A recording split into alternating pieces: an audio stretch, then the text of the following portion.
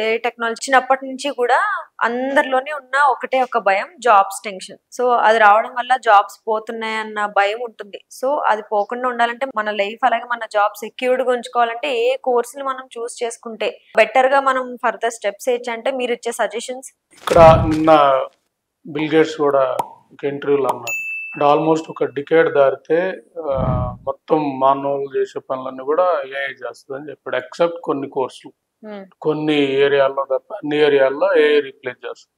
Example medicine లో ఇప్పుడు as of no doctors operation చేసేవాళ్ళు ఏఐ చేసేది, రోబోటిక్ చేసే ప్రాసెస్ వచ్చేది. అంటే అక్కడ డాక్టర్స్ కు వాళ్ళకి ప్రిఫరెన్స్ తగ్గే పరిస్థితి వస్తుంది. అలాగే బ్లాక్ చైన్ టెక్నాలజీ ఉంది, ఆటోమేటిక్ బ్యాంకింగ్ సెక్టర్ మొత్తం అది కానీ పూర్తిగా వచ్చేస్తే ఆటోమేషన్ అయినప్పుడు జాబ్స్ అన్ని బ్యాంకింగ్లు కూడా పోయే పరిస్థితి వస్తుంది, అకౌంట్స్ లో పోయే పరిస్థితి వస్తుంది. ఇలా ప్రతి ఏరియాలో కూడా ఆటోమేషన్ అనేది జరిగిపోతుంది. అంటే ఏఐ అనేది మనిషి పనిని తినే భూతం అనాలి. అంటే అది డీల్ చేసే విధానం. సో ఈ టెక్నాలజీ ఎప్పుడు అవసరమే, అంటే ముందుకెళ్లాల్సిన అవసరం ఉంది. But at the same time మానవ వనరులకు సంబంధించిన వాటి మీద ఇంపాక్ట్ పడే టెక్నాలజీ ఏది కూడా పనికిరాదు. సో ఇక్కడ మనం ఆలోచించాల్సింది ఏదైతే కోర్సులు, ఏదైతే ఏరియా ఏఐ రీప్లేస్ చేయలేదు. ఫర్ ఎగ్జాంపుల్ సినిమా డైరెక్టర్ లేదా స్క్రిప్ట్ రైటర్ ఉన్నారు, ఇవన్నీ కూడా ఏంటంటే స్కిల్ బేస్ మీద ఉంటుంది, హ్యూమన్ స్కిల్ మీద ఆధారపడి ఉంటాయి. సో అవి మనం రీప్లేస్ చేయలేం.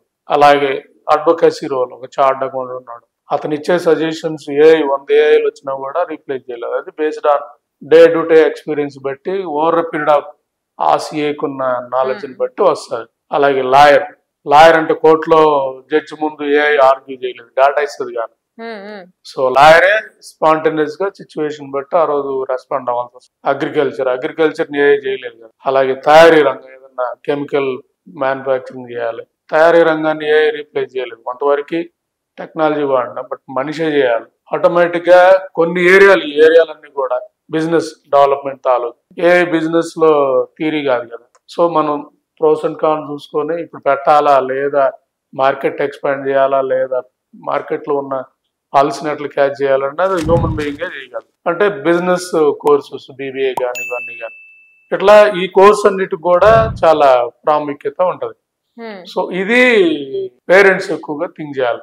ముఖ్యంగా పేరెంట్స్ తో పాటు గవర్నమెంట్ కూడా ఇటు మీద నేనంటుంది ఏఐ వస్తాం ఎలావేరిగా ఏఐ సైడ్ యువత అందరినీ నెట్టినప్పుడు ఏమైందంటే అసలు మనం జాబు తీయటానికి వచ్చిన దాని మీదనే మనం ఎక్కువ ఇంట్రెస్ట్ ఎక్కువగా వెళ్ళే పరిస్థితి. అంటే మనల్ని చంపేయడానికి వచ్చిన మన దాని మీదనే మనం తెలియక వెళ్తున్నాం అనేది మనం అనుకోవాలి.